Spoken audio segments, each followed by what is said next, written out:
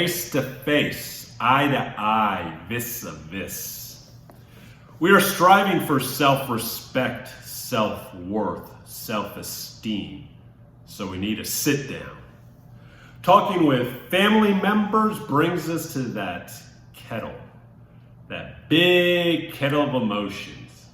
We are like the witch with our big spoon, stirring it up.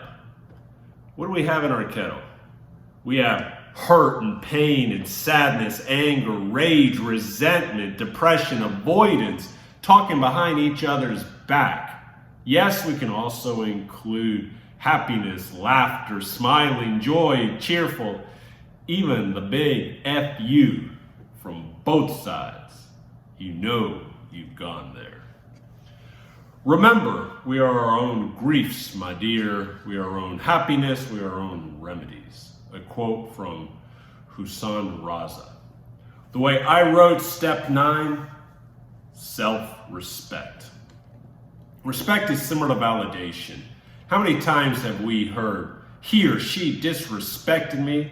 They disrespected me, so that is why I killed them. That is why I punched them. That is why I went off. As the Queen of Soul, Aretha Franklin, has said it best, R-E-S-P-E-C-T, respect. Humans crave belonging, recognition, validation, and respect.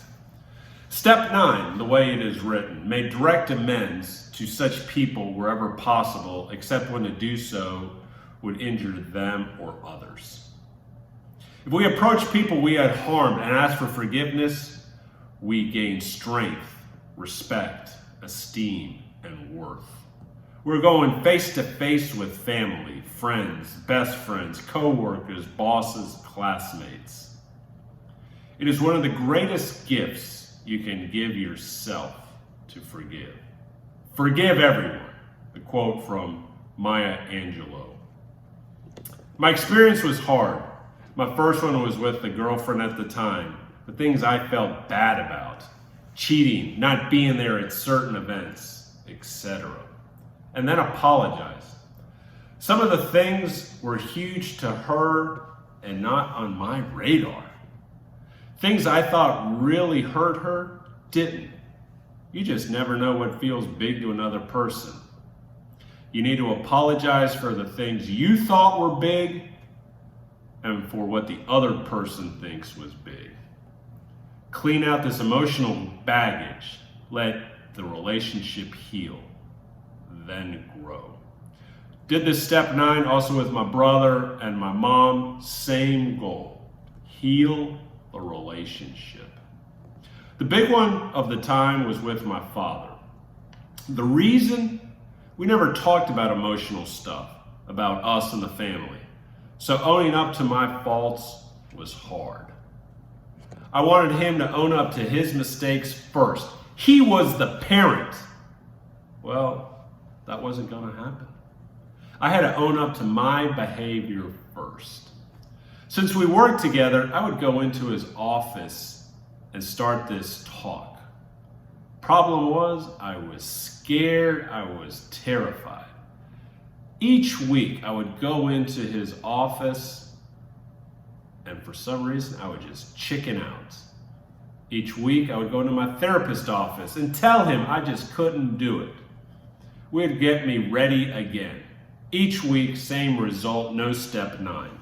Finally, after 6 months, I was finally able to open my mouth and say I was sorry to my dad for the things I had done and said. The disrespect, the name calling, the wasting time on gambling instead of our business, wasting money, gambling money away.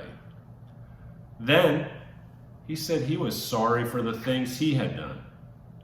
Best thing for our relationship, to forgive each other, to heal, to have a better relationship for the last 15 years of his life, to be close, to be talk about the love that we had for each other.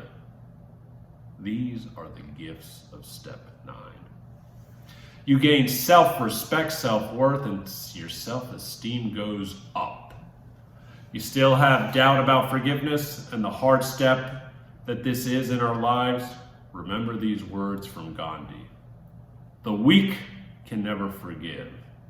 Forgiveness is the attribute of the strong. Life is wonderful.